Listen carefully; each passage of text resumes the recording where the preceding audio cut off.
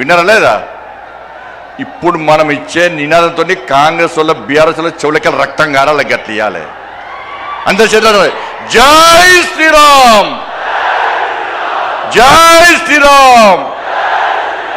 నరేంద్ర మోడీ గారి నాయకత్వం, నితిన్ నబీన్ గారి నాయకత్వం, రామచంద్రరావు గారి నాయకత్వం, భారత్ మాతాకి.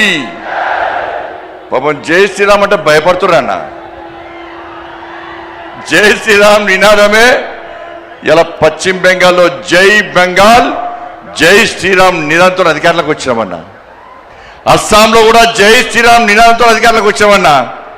నెక్స్ట్ తెలంగాణలో వచ్చేది జై శ్రీరామ్ జై తెలంగాణ. ఏం నినాదం? జై శ్రీరామ్, జై శ్రీరామ్, జై శ్రీరామ్. ఇలా కూడా అంటాడు జై శ్రీరామ్ అంటే కడుపు నింపుతుందా అన్నాడు. నింపుతుందా నింపదా అన్న? రే, జై శ్రీరామే మా లోపల ఆవేశాన్ని నింపేది, జై శ్రీరామే మా లోపల ఆలోచన నింపేది, జై శ్రీరామే మా లోపల పౌరుషం నింపేది. ఈ జై శ్రీరామ్ నినాదమే నీ గడిలు బద్దలు కొట్టిన విషయాన్ని ఆ కుటుంబ పార్టీ కేసీఆర్ పార్టీ మర్చిపోయినట్టున్నా. ఆ రోజు జై శ్రీరామ్ నినాదంతోనే, జై శ్రీరామ్ నినాదం మారు మోగింది కాబట్టి నీ గడిలు బద్దలు కొట్టి నిన్ను ఫామ్ హౌస్ కు పరిమితం చేసిన నినాదమే నా జై శ్రీరామ్ నినాదం అన్న విషయాన్ని గుర్తుంచుకో. ఇలా మోడీ గారు జై శ్రీరామ్ నినాదం పెట్టుకుని 9,400 కోట్ల రూపాయలు ఇవాళ తెలంగాణ రాష్ట్రానికి ఇచ్చిందన్న. మోడీ గారు జై శ్రీరామ్ నినాదంతోనే ఈ తెలంగాణ రాష్ట్రానికి అభివృద్ధి నిధులు ఇస్తున్నా.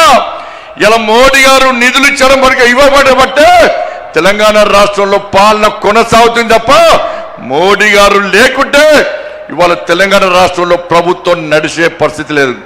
మేము నిధులు తీసుకొస్తున్నాం, మోడీ గారు నిధులు ఇస్తున్నారు తెలంగాణ రాష్ట్రానికి. మేము తెలంగాణ రాష్ట్రానికి నిధులు తీసుకొస్తే మీరేమో తెలంగాణ నుంచి నిధులను పైసలను ఇవాళ ఢిల్లీకి మోస్తున్న కాంగ్రెస్ వాళ్ళు. ఇలా మోడీ గారు హిందీలో మాట్లాడతారు. ఇలా మోడీ గారు హిందీలో మాట్లాడే ఏ హామీని కూడా విస్మరించుకొని ఇలా నెరవేర్చే ప్రయత్నం చేస్తున్నాను మోడీ గారు. ఇలా ప్రియాంక గాంధీ వచ్చిందన్న తెలంగాణ రాష్ట్రానికి, రాహుల్ గాంధీ వచ్చిన తెలంగాణ రాష్ట్రానికి ఎన్నికల సమయంలో ఏమైంది? హిందీలో మాట్లాడి 6 గ్యారెంటీలు అమలు చేస్తామన్న రాహుల్ గాంధీ, ప్రియాంక గాంధీ హిందీలో మాట్లాడే వ్యక్తులు ఇవాళ కనీసం 6 గ్యారెంటీల గురించి మాట్లాడకుండా, ముఖం చెల్లకుండా తెలంగాణకు రావడం బంద్ చేసి ముఖం కిందికేసి పారిపోయిన విషయాన్ని కాంగ్రెస్ పార్టీ నాయకులు గుర్తించాలి. అందుకే మా కార్యకర్తల పట్ల జోష్ ఉందన్న. ఈ జోష్ చూస్తే, మీ ఆవేశం చూస్తే, మీ లోపల ఉడుకు రక్తాన్ని చూస్తే, మీ పౌరుషం చూస్తే ఇవాళ కాంగ్రెస్ వాళ్ళు బీఆర్ఎస్లకు ఇవాళ నైట్ అండ్ రాత్రి నిద్ర పట్టదన్న.